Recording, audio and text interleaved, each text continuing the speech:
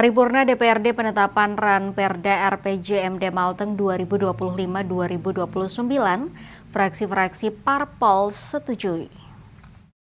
DPRD Maluku Tengah menggelar rapat paripurna dalam rangka penetapan rancangan peraturan daerah atau Ranperda tentang rencana pembangunan jangka menengah daerah atau RPJMD Maluku Tengah 2025-2029, Senin 10 November 2025.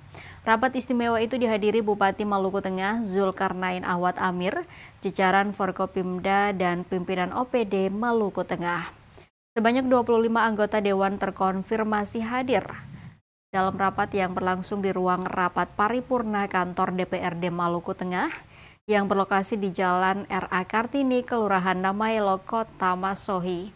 Saat momen penyampaian pandangan akhir fraksi, sebanyak 8 fraksi menyetujui Ranperda RPJMD 2025-2029 untuk selanjutnya ditetapkan menjadi perda.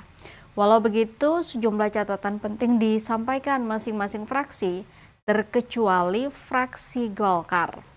Salah satunya fraksi Gerindra DPRD Maluku Tengah melalui juru bicara Frans Anton Loupati.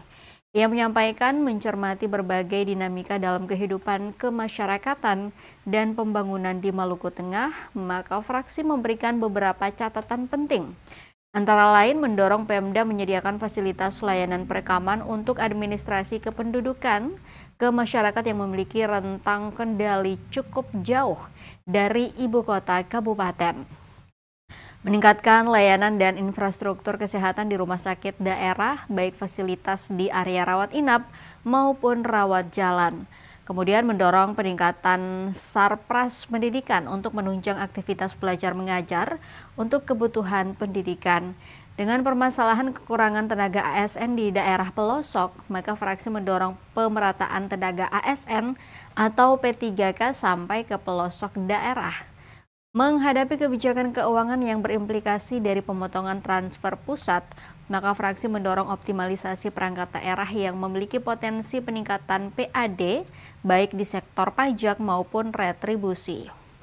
Sementara itu, Bupati Maluku Tengah Zulkarnain Ahwad Amir dalam sambutannya menyampaikan RPJMD tahun 2025-2029 ini telah disusun berdasarkan pendekatan teknokratik, partisipatif, politis, dan top-down bottom-up yang mencerminkan keterpaduan antara kebijakan nasional, provinsi, dan kebutuhan daerah.